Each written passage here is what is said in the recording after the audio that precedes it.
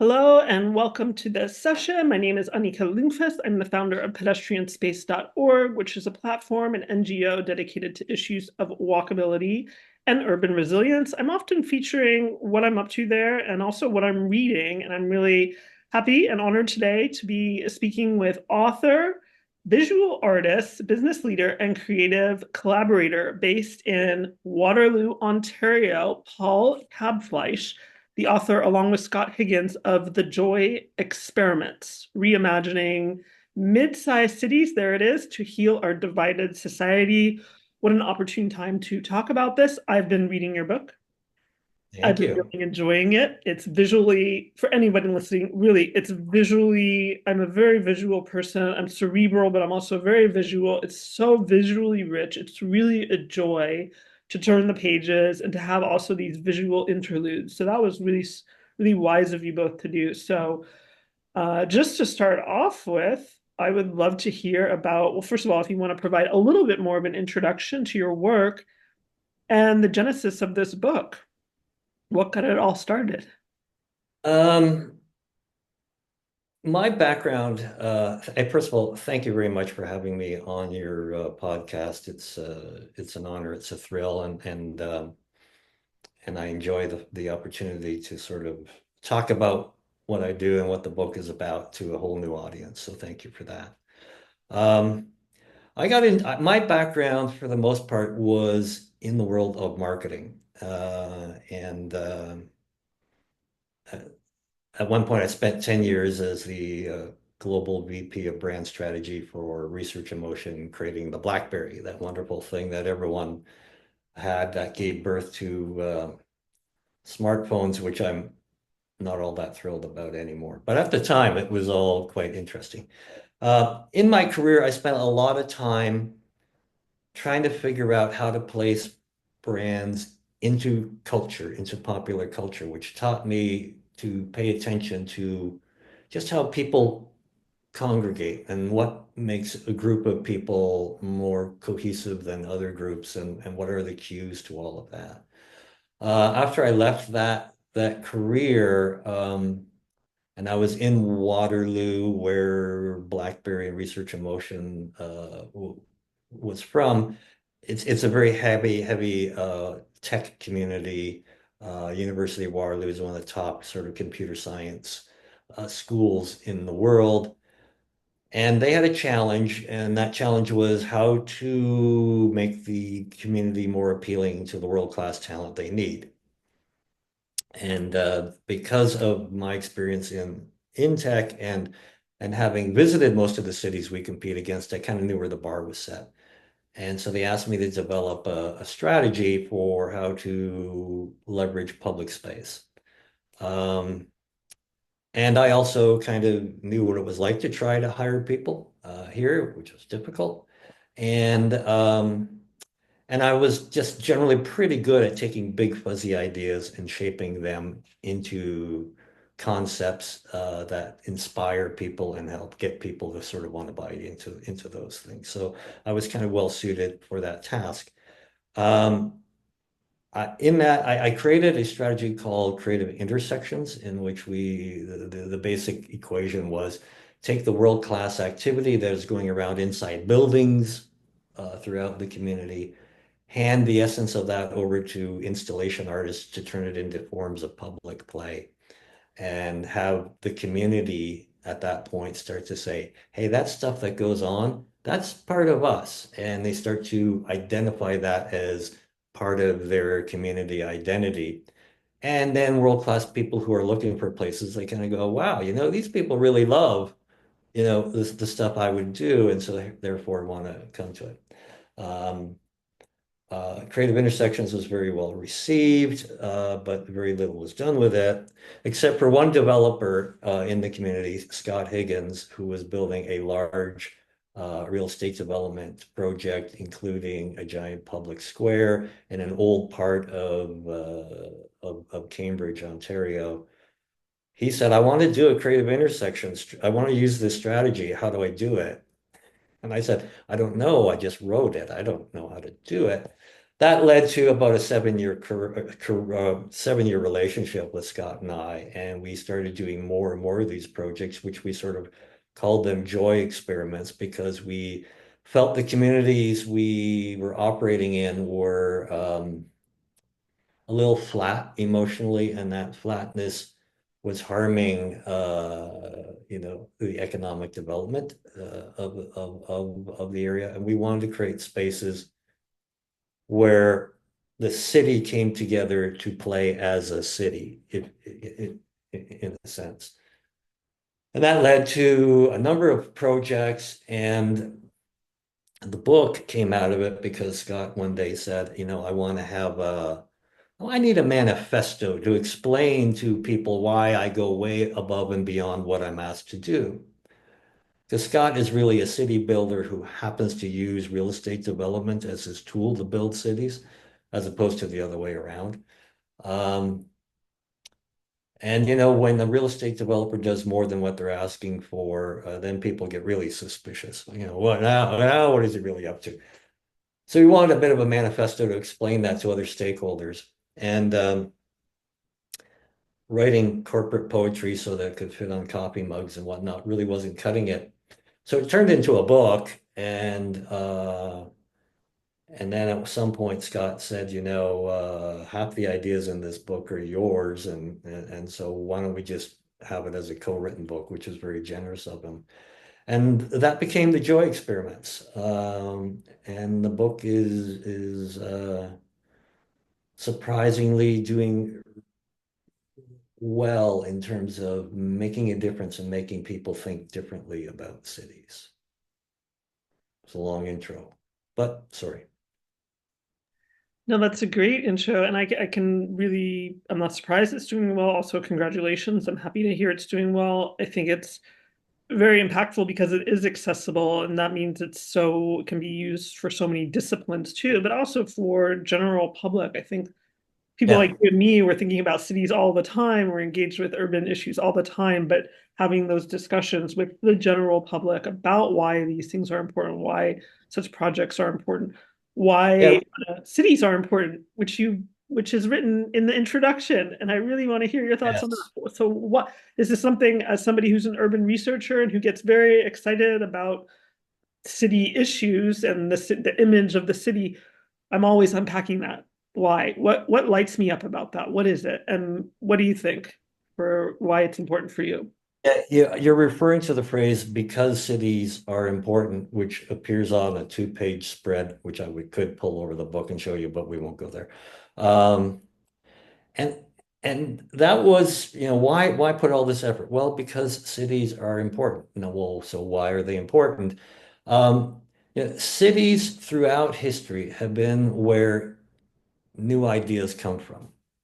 It is always within cities that a new trend or invention, the arts, the humanities, social behavior sort of all evolves out of densely populated areas where people sort of find themselves collaborating and building off of each other's energy. Athens gave us the essence of democracy. Vienna in the 1800s gave us thoughts around psychology, and New York, Soho area gave us the art that we still talk about. New Orleans gave us a whole new musical language. And this is what comes from cities. And I really feel that in this day and age, where we need new ideas and we need new forms of collaboration, perhaps like never before in the history of humanity, cities are really important. I don't think, we tend to measure the GDP of cities. I think we should think that ideas are the things cities generate.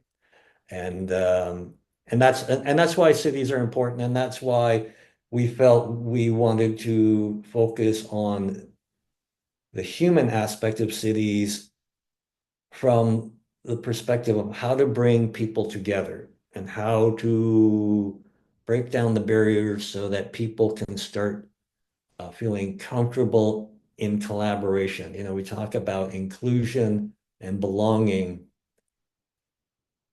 but the ultimate goal of that is collaboration. It's not it's a good first step to say everyone can belong in their with their uniqueness.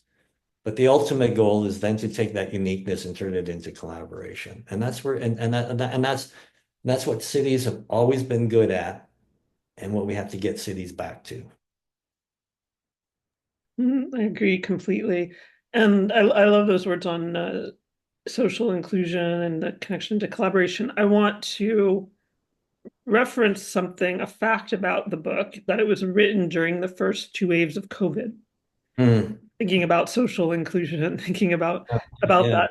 So can you share more, just paint the picture of that time, the genesis of the work and in the context of the pandemic in your life? You're writing a book during I don't know what lockdown was like where you were, but you're during this very unique time in our history. So what was that like? You know, I'm still trying to unpack what that was like, and I think we're all that way, right? We're kind of going, the pandemic, it was when time went so slow or so fast. Like time was elastic and everything was very, very different. Now, did that influence the book? Well, when you're writing a book about the importance of finding ways to bring people together in cities and we're all isolated, it's a very interesting experience. I think we entered into writing the book, and it was kind of leaning more towards the economic value of building vibrant cities.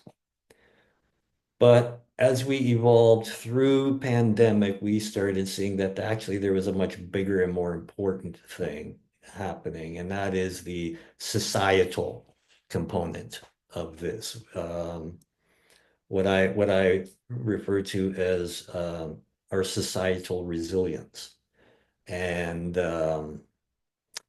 partway through the pandemic, you're having protests about what side of the vaccine you're on. You're having people getting angry at other people for wearing masks or people wearing masks as if it's a badge. And it really, on the one hand, there were beautiful stories about people coming together during the COVID in new ways, but it also accelerated our divisions in many ways. So I think that the book became far more societal in its focus than it kind of started out as. Um, and you know, maybe, and I'm just thinking about this right now for the first time, maybe aspects of the book were kind of written in a sense of a longing for what we could do when we do get back together. When we get back together, can we start with new priorities? Can we start um, saying, that stuff that we used to do when we were in pandemic and we would just be so thrilled to hang out in a park or and with a 6 foot, diameter around us and the inventiveness that we all got in figuring out ways to come together. Can we hold on to that? Uh, can we start making that a priority in our cities? Um, I think there was a somewhat painful rebirth of what cities and community living should be about. Are we holding on to it? Well, we're holding on to some of it. The book is sort of uh, a work to say this stuff is really, really important, and we will heal our social divisions, our societal divisions in cities. It's not going to come from national governments. I mean, it's in their DNA to divide us. It's not going to come from large corporations or national bodies. It's not going to come from international bodies. It's too complex at that level. It's not going to come from, I often say it's not going to come from a message on high from Davos, Switzerland. It's not going to happen. It's going to happen in our cities. And it's going to happen in how we bring people together on the streets. That's where it's going to start. I'm not saying that finding ways to bring people together in societal play in cities is the answer to everything. It's the start of getting to the answer. And it seems to me right now we're struggling to figure out even where to start. It starts in cities. That's where it starts. I can talk and on and on and on until you say, got next question. So I'll just stop. Obviously, we could record. Yeah, I mean, this is a full Okay. day panel talk. It's super interesting, and I myself am very interested in the potential of cities, the existing work happening in cities. So I really like everything you're saying.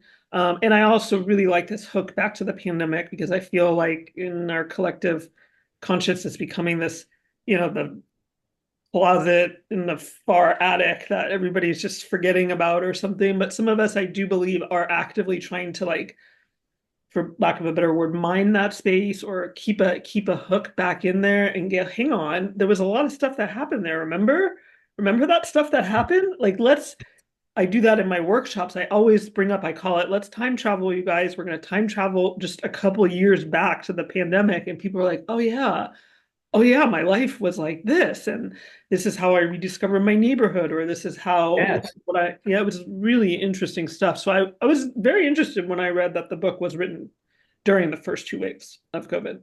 Yeah.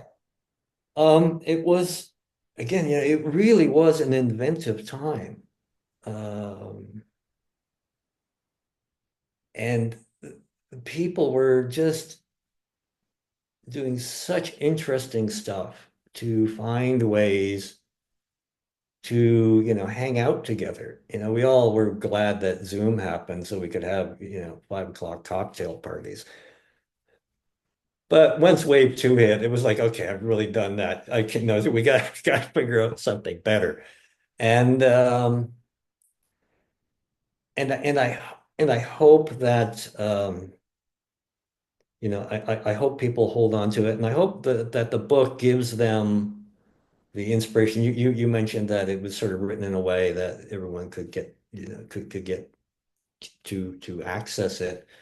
The book was very consciously written to start to try and create a new discussion about cities that had new language that everyone could use, whether you're a politician, an architect, a planner, or a neighborhood association person. We could all use this language. And when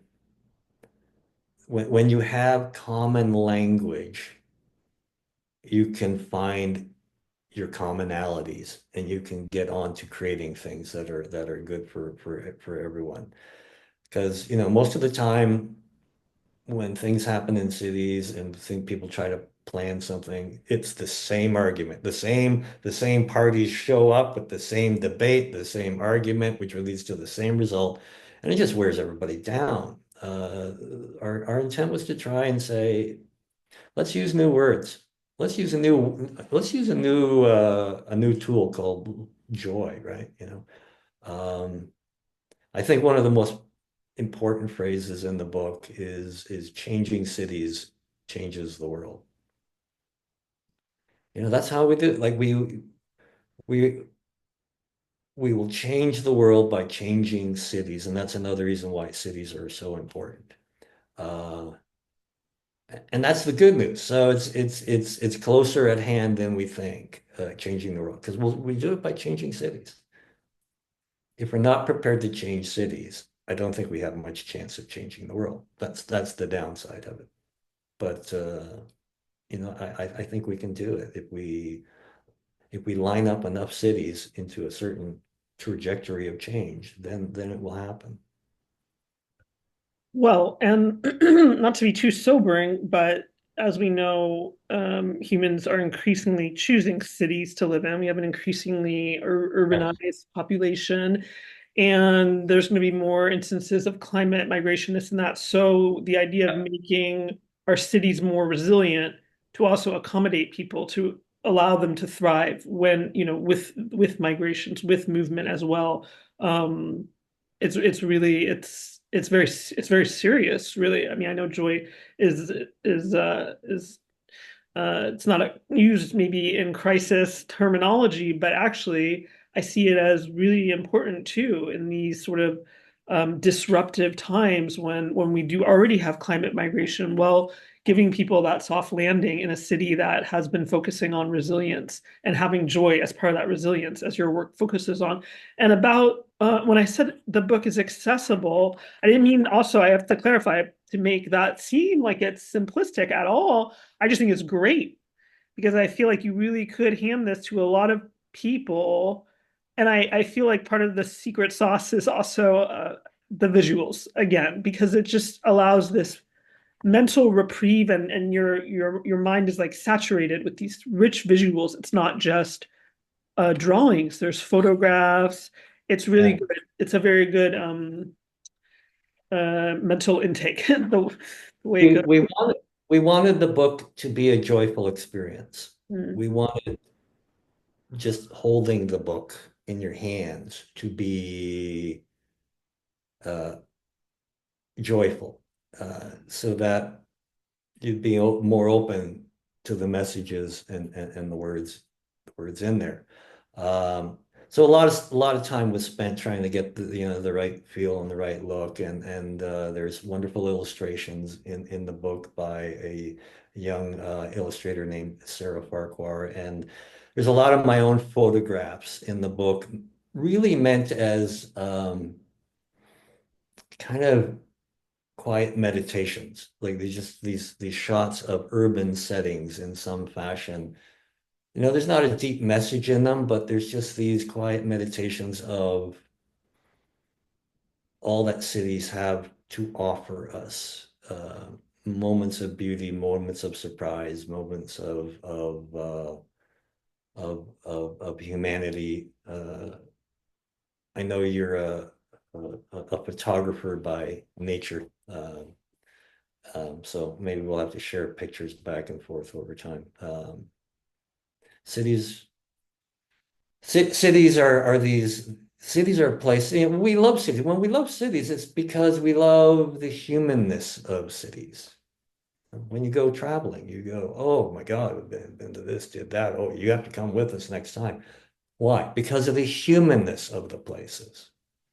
And then we come back home and, some well-meaning when some well-meaning city councilor or something says, "How about we spend some money on improving this street or area or park?" And we all get mad. No, I don't want my taxes. No, no, that's stupid. I don't want. No, we don't want to pay taxes to have that happen in our own cities. We will spend $10,000 flying to the other half of the world to experience it and rave about it. But for some reason, we feel in our own cities, oh, no, no, no, no, let's not do that. Yeah, our cities should be. Cities should be where we thrive, not where we survive. Oh, absolutely. And that is a fascinating quirk that exactly people will travel great lengths to experience that and then go back home and not really question why aren't we prioritizing that at home here. It, it drives me nuts. It really, there's many things that drive me crazy, but that's one of them. It's a great editorial for the local newspaper. I mean, it really is. It's great. It's just something to bring up at with any group of people at the dinner table, at a party. Again, you and I are work with cities, work with issues of cities. But again, this is how, my topic is walkability. I often say I need to be in front of groups of people, large groups of people who have never heard that word before. All Mhm. about the echo chamber. I'm often surrounded by people who know about walkability, maybe Yeah, work with yeah. it. Everybody gets it. I have to if I really want to affect change, I need to be in front of large groups and small groups who have simply never heard of the term. Maybe when you describe it, they're like, "Oh, I get it." They never really thought about it because why? Because not everybody needs to be a walkability researcher. Everybody's busy living their Right. life. Um, Yeah. but I think that's what's really important also with this topic about joy in cities. I see a similar thing. So I have to ask, it's in the title too, but it's all throughout the book. Obviously, it's a major thread of the book. And this actually gets me very I'm very intrigued by this particular topic with size of Yeah. cities. Um, Mid-sized cities is the focus here. Reimagining Yeah. mid-sized cities to heal our divided society. So how did that come about? Why mid-sized cities? Well, I mean, at a very practical level, it's an acknowledgement of the work Scott and I were doing. You know, we were operating in a mid-sized sort of city, and so all our experiments were done in that fashion. But there are other issues to it.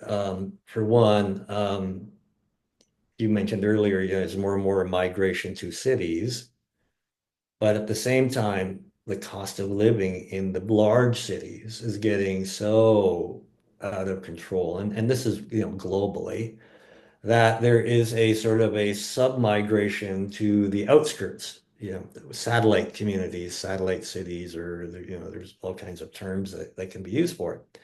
So these satellite communities are growing in size, and with people's relationship of you know, the relationship between where you work and where you live is becoming more and more tenuous. People are not happy to just be in a bedroom community, as we use that term in North America, meaning you just sleep there, then you go to work somewhere else.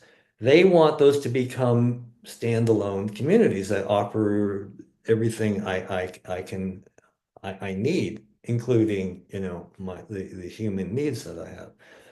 So mid-sized cities are becoming more important in that respect because many of the mid-sized cities are going to become the big cities soon. You know, in Waterloo region, we are the fastest growing metropolitan area in Canada, and we are the seventh fastest growing in North America. We are probably around 600,000 when you add in all the communities within Waterloo region.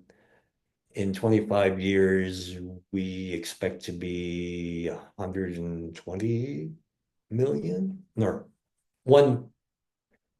a million, you know, 250,000. Um, Basically, we're going to add another city in population. The community is made up of Kitchener, Waterloo, and Cambridge, with some municipalities. We are going to add another city in terms of population. And that's the case of many cities. So you know, we are going to become we're going to become a big city, and we're going to become, you know, very quickly. So that's another reason to focus on mid-sized cities, because they're at a point, and you know, the phrase I like to use is we have a choice. We can become a bigger version of us, or we can become a great city. And we have this choice. We can just, yeah, status quo, just bigger, or if we grow, we need to change, and we have this opportunity if we start now to become a great city. Um, the other reason why I think mid-sized cities are important, um, this may be a North American perspective, but it probably is greater than that. That a lot of our social divides right now have a urban versus rural underpinnings to it. In mid-sized cities, the distance between urban and rural is small. So if we create the right types of experiences designed to bring us together, we can affect that division. You know, my hope is, excuse me, my hope is that, you know, we create spaces where you end up accidentally hanging out and laughing and playing with someone who doesn't fit in your algorithm, doesn't look like you, and doesn't meet the profile of your algorithm, but somehow we're kind of getting along, and we're playing as a city. The differences in mid-sized cities, because the just difference the distance from downtown to the rural areas is small. We have a chance to really positively bridge that gap. And I think that's another reason why mid-sized cities are so important. That's really interesting. As a US American, so your neighbor down south, though currently living in Poland, yeah, I'm really thinking often about how there's so much polarized, everything's so polarized right now, and how, I don't have the solution, but these ideas to break down that polarity, and often it starts right at that neighbor to neighbor level. And I'm thinking of some places I've lived, one in particular in the States, which I think would be classified more as a smaller mid, maybe a large town, small city, however we're classifying. Where that now that you're saying that the rural urban divide is smaller in mid-sized cities, this was a place where that divide was much smaller than in a big city. There was, the person working at the cafe might live in the rural area because the rural area Yeah. was 15 minutes away. So you had a lot of you had the kind of towny thing, but you had a lot of people living in the countryside. It really wasn't that far away, but they might work downtown, you hung out with them in town, you might go to their home, which is in the deep countryside. So that is really interesting with identity and that blurring. I had not thought of that before. Yeah, I'll give you an anecdotal example that happened to me just this week. I was near our university, Waterloo campus, and I went, which is, tech, it's innovation, it's we have, I think, two Nobel Prize winners at the university. We're like, it's there at that level. And I walked into a McDonald's to get a coffee, and in line to get their food were two men, a Mennonite family, like an old order Mennonite family, who, seem to like McDonald's. So I don't know, I don't quite know the rules of world order, but I guess that's allowed. Um, and like that's a heck of a gap. And but it happens because the distances are so small. So there's a scale, I guess it's generally to me, there's a scale in mid-sized cities that is really powerful and a real opportunity if we can start, if we can, I think we had again, you come back to start healing our divide, start pulling people from an epidemic of loneliness to a sense of belonging. It's mid-sized cities. You can do an amazing urban park in a large city and it barely makes a dent because of everything else going on in a large city. But if you do that in a mid-sized city, you have an opportunity to meaningfully change the lives of like a 500,000 people.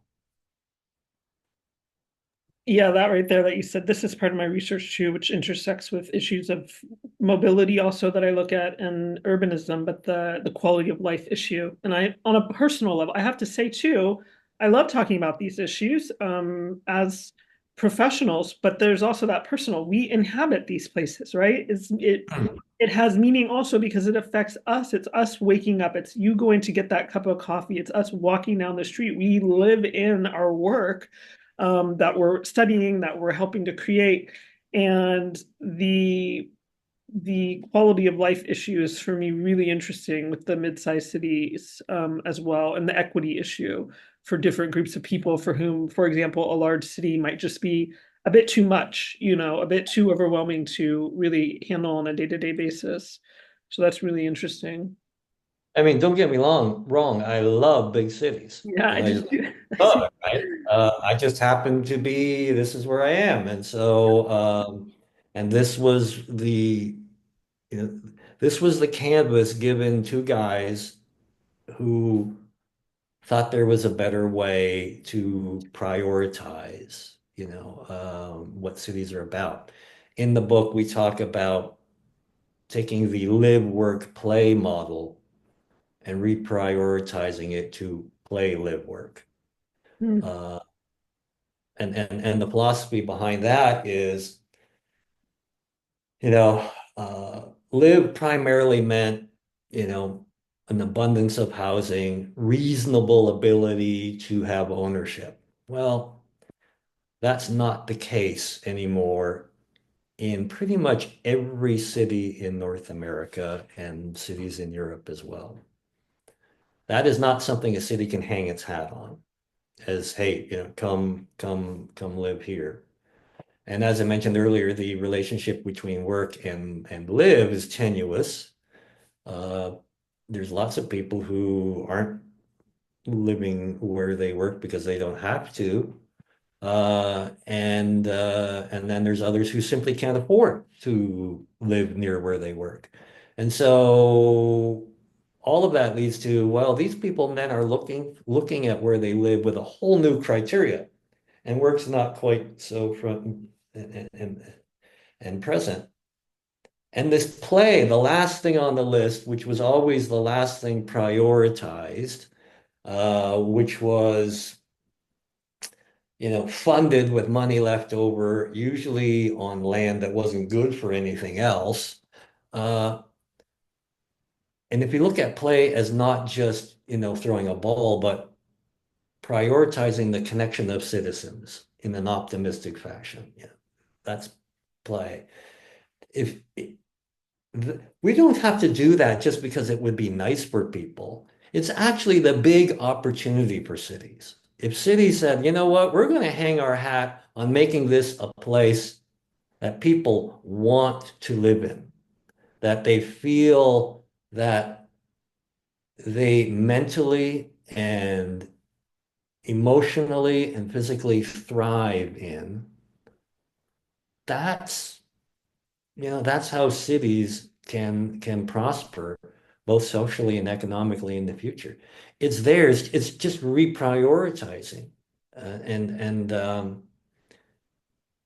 it's interesting. I've actually had a few people in levels of government, municipal governments, who said when they read that, it was like, oh, the penny just dropped. Oh, that is it. And I'm thrilled to say that there's one municipality that has actually worked that right into their master plan. Play, live, work is now part of our master plan prioritization. And I'm hoping that's like the start of a whole new wave of thinking. We're not gonna get somewhere new by sticking with the current prioritizations. So change comes with reprioritizing. It starts there. It's not about tweaking. It's about reprioritizing. Well, I think we could go on talking so much, but for Good, we could. digestibility, I'm gonna close out here soon. I think this is a wonderful place to close out just because I think that is so exciting that a municipality has taken that into their own master plan. Yeah. That really is, first of all, what you're sharing here. I also was thinking as you were talking, wow, I consider myself pretty forward thinking with this stuff. And even when you're talking, I have to remind myself play is not just about children. Of course, that's super important how we're prioritizing playful urbanism for children, but I have to constantly remind myself we're not just talking about playgrounds here, Annika. We're talking about something much bigger. So you're really shifting notions of play, making it very humanistic, multi-generational, Yeah. paradigm shifting concept that municipalities can actually incorporate into their plan visions and plans, which is amazing. Yeah. Yeah. To me, play is a term I use when I say how does your city play, I mean how does your city act like a community? How does your city, celebrate its uniqueness and identity so that it gives people an optimistic language to think about themselves? And how does a city connect citizens in a way that can turn strangers into friends? That's the act of play. And play, even if it is true playing, play is the most complex social thing humans do. Like it's a very complex activity. It's where we learn to collaborate. It's where we learn that our differences are actually an asset as opposed to a liability. And this is where we learn to celebrate together. It's where we learn compassion for team members. And you know, it's where we learn to have continual curiosity and, you know, impromptu creativity. So even if it is just playing with strangers, it's incredibly important to the makeup of creating a community. And if we say, oh, play, that's just silly, we do ourselves a great disservice by thinking in those terms. We are tying one arm behind our back as we try to change, you know, adapt and make the changes in the world that we need to do right now. Yeah, play is truly transformative, and we need more of it.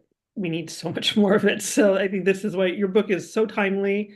The Joy Experiments, Reimagining Mid-Sized Cities to Heal Our Divided Society. I think we should put a welcome out for people listening when they listen. And I'll post this on, various channels. They could drop a comment to your question. How does your city play? I love thinking about that. I'm going to be thinking about that. How does your city? Yeah, that phrase has become very big. And you know, before we got online, you and I were talking, and I was they were saying, yeah, there's a book percolating in the back of my brain, and Mhm. starting to think, you know, that's the title. How does Yeah. your city? It's a great So title, and I think it's a great question to ask people because it gets people thinking and starting to observe more and question how does my city play? How do I play with my city? It's a great question. I love it. yeah, yeah. So This is thank you one. for your time. Maybe hold up the book one more time as we Oh, close. wait, hold on. Here we go.